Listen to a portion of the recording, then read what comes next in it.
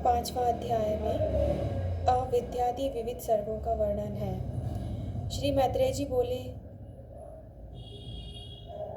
हे द्विजराज, सर्ग के आदि में भगवान ब्रह्मा जी ने पृथ्वी, आकाश और जल आदि में रहने वाले देव, ऋषि, पितृगण, दानव, मनुष्य, त्रियक और वृक्ष आदि को जिस प्रकार रचा वो मुझे बताइए।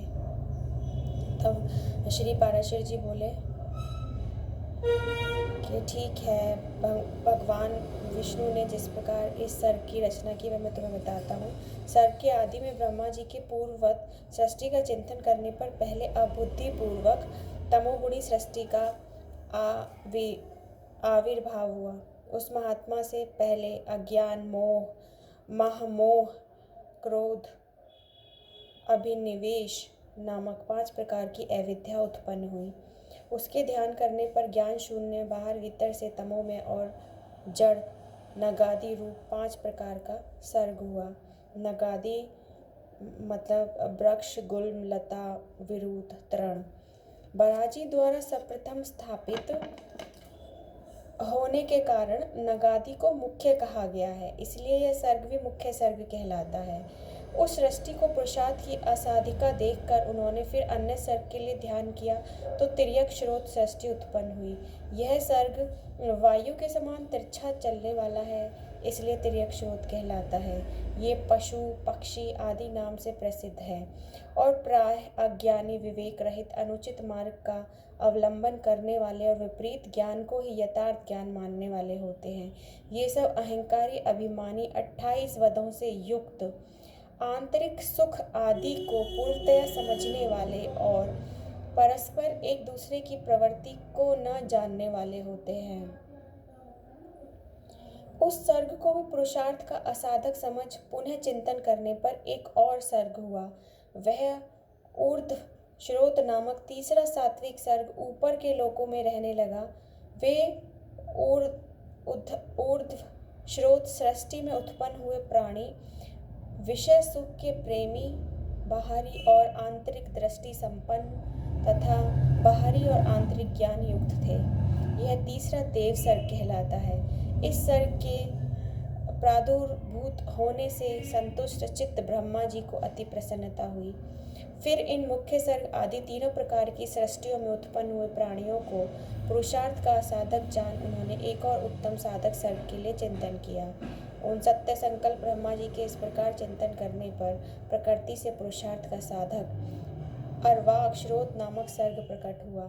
इस सर्ग के प्राणी पृथ्वी पर रहते हैं, इसलिए वे अर्वाक श्रोत कहलाते हैं। उनमें सत्व, रज और तम तीनों ही की अधिकता होती है, इसलिए वे दुख बहुल, अत्यंत क्रियाशील एवं वाह आभ्यंतर ज्ञान से युक्त और साधक हैं। इस सर्ग के प्राणी मनुष्य हैं। इस प्रकार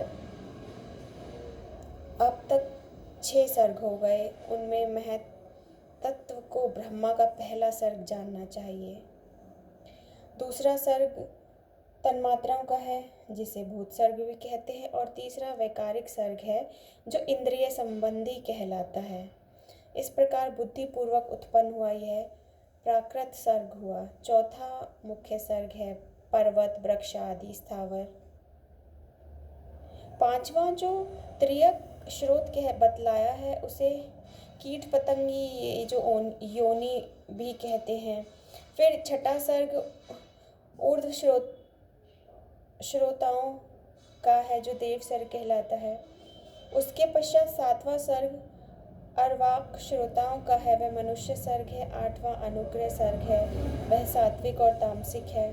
ये 5 वैकृत यानी विकारी सर्ग हैं और पहले 3 प्राकृत सर्ग कहलाते हैं। 9वां कौमार सर्ग है जो प्राकृत और वैकृत भी है। इस प्रकार सृष्टि रचना में प्रवृत्त हुए जगदीश्वर प्रजापति के प्राकृत और वैकृत नामक ये जगत के मूलभूत 9 सर्ग हैं।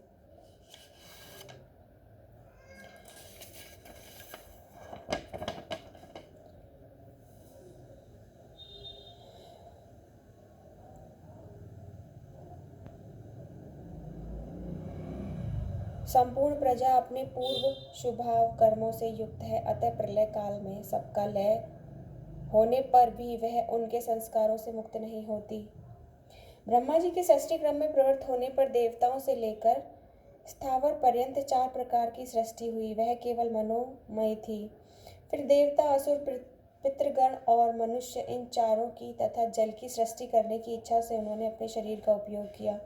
सृष्टि रचना की कामना से प्रजापति के युक्त चित्त होने पर तमोगुण की वृद्धि हुई। अतः सबसे पहले उनकी जंघा से असुर उत्पन्न हुए। उन्होंने उस तमोमय शरीर को छोड़ दिया। वह छोड़ा हुआ तमोमय शरीर ही रात्रि हुआ। फिर अन्य देह में स्थित होने पर सृष्टि की कामना करने वाले उन प्रजापति को अति प्रसन्नता हुई और उनके मुख से सत्व प्रधान देवगण उत्पन्न हुए। उसके बाद उस शरीर को भी उन्होंने त्याग दिया। वह त्यागा हुआ शरीर ही सत्व स्वरूप दिन हुआ। इसलिए रात्रि में असुर बलवान होते हैं और दिन में देवगणों का बल विशेष होता है।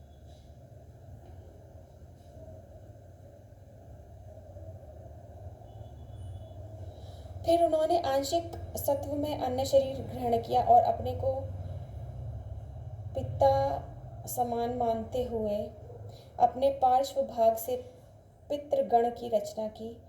पितृगण की रचना कर उन्होंने उस शरीर को भी छोड़ दिया। वह त्यागा हुआ शरीर ही दिन और रात्रि के बीच में स्थित संध्या हुई। उसके बाद उन्होंने आंशिक रजो में अन्य शरीर धारण किया। उससे रजः प्रधान मनुष्य उत्पन्न हुए। फिर शीघ्र ही प्रजापति ने उस शरीर को भी त्याग दिया। वही ज्योत्सना हुआ, जिसे पूर्व संध्या अर्थात प्रातःकाल कहते हैं। प्रातःकाल होने पर मनुष्य और सायकाल के समय पितर बलवान होते हैं। इस प्रकार रात्रि, दिन, प्रातःकाल और सायकाल ये चारों प्रभु ब्रह्मा जी के ही शरीर हैं और तीनों गुणों के आश्रय हैं। फिर ब्रह्मा जी ने एक और रजो मात्रात्मक शरीर धारण किया। उसके द्वारा ब्रह्मा जी से शुद्धा उत्पन्न हुई और शुद्धा से काम की उत्पत्ति हुई। तब भगवान प्रजापति ने अंधकार में स्थित होकर शुद्धाग्रस्त सृष्टि की रचना की। उसमें बड़े कुरूप और दाढ़ी मूंछ वाले व्यक्ति उत्पन्न हुए। वे स्वयं ब्रह्मा जी की ओर ही दौड़े उन्हें भक्षण करने के लिए। उनमें से जिन्होंने यह कहा कि ऐसा मत करो, इनकी रक्षा करो, वे राक्षस कहलाए, और जिन्होंने कहा हम खाएंगे, वे खाने की वासना वाले होने से यक्ष कहे गए। उनकी इस अनिष्ट प्रवृत्ति को देखकर ब्रह्मा जी के बाल सिर से गिर गए और फिर पुनः उनके मस्तक पर आरूढ़ हुए। इस प्रकार ऊपर चढ़ने के कारण वे सर्प कहलाए और नीचे गिरने के कारण अहि कहे गए। इसके बाद जगत रचयिता ब्रह्मा जी ने क्रोधित होकर क्रोधयुक्त प्राणियों की रचना की। वे कपिश यानी कालापन लिए हुए पीले वर्ण के अति उग्र स्वभाव वाले तथा मांसाहारी हुए। फिर गान करते समय उनके शरीर से तुरंत ही गंधर्व उत्पन्न हुए। वे वाणी का उच्चारण करते अर्थात बोलते हुए पैदा हुए थे, इसलिए उनको गंधर्व कहते हैं। इन सब की रचना करके भगवान ब्रह्मा जी ने पक्षियों को उनके पूर्व कर्मों से प्रेरित होकर स्वच्छंदता पूर्वक अपनी आयु से रचा। अपने वक्षस्थल से भेड़, मुख से बकरी, उदर और पार्श्व भाग से गाय, पैरों से घोड़े, हाथी, गधे, वन गाय, मृग, ऊंट, खच्चर और नयंकु आदि पशुओं की रचना की। उनके रोमों से फल, मूल, रूप, औषधियां उत्पन्न हुई। कल्प के आरंभ में ही ब्रह्मा जी ने पशु और औषधि आदि की रचना करके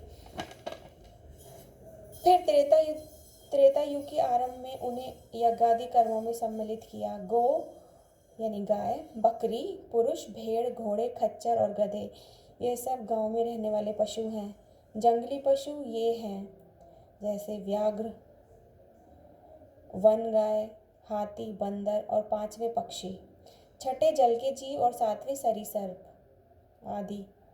फिर अपने प्रथम मुख से ब्रह्मा जी ने गायत्री, त्रिव्रत, सोम, रथंतर और अग्निष्ठम यज्ञों को निमित्त किया।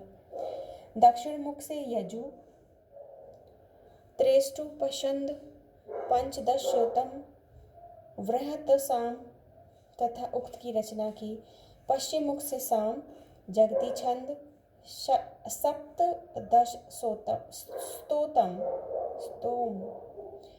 सप्तदश स्तोम वैरूप और अतिरात्र को उत्पन्न किया तथा उत्तर मुख से उन्होंने एक विंशति स्तोम, अथर्ववेद, आप्तोर्यमाण, अनुष्ठु, पछन और वैराज की सृष्टि की। इस प्रकार उनके शरीर से समस्त ऊंच नीच प्राणी उत्पन्न हुए।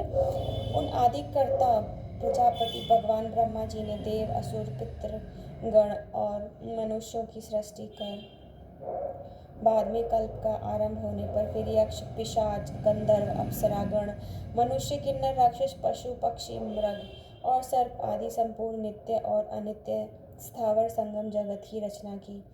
उनमें से जिनके जैसे जैसे कर्म पूर्व कल्पों में थे, दोबारा सृष्टि होने पर उनकी उन्हीं में फिर प्रवृत्ति हो जाती है। उस समय हिंसा, अहिंसा, मृदुता, कठोरता, धर्म, अधर्म, सत्य, मिथ्या ये सब अपनी पूर्व भावना के अनुसार उन्हें प्राप्त हो जाते हैं। इसी से ये उन्हें अच्छे लगने लगते हैं। इस प्रकार प्रभु विधाता ने स्वयं इंद्रियों के विषयभूत और शरीर आदि में विभिन्नता और व्यवहार को उत्पन्न किया है। उन्होंने कल्प के आरंभ में देवता आदि प्राणियों के वेदानुसार नाम और रूप तथा कार्य विभाग को निश्चित किया है। ऋषियों तथा अन्य प्राणियों के भी वेदानुकूल नाम और यथा योग्य कर्मों को उन्होंने निर्दिष्ट किया है।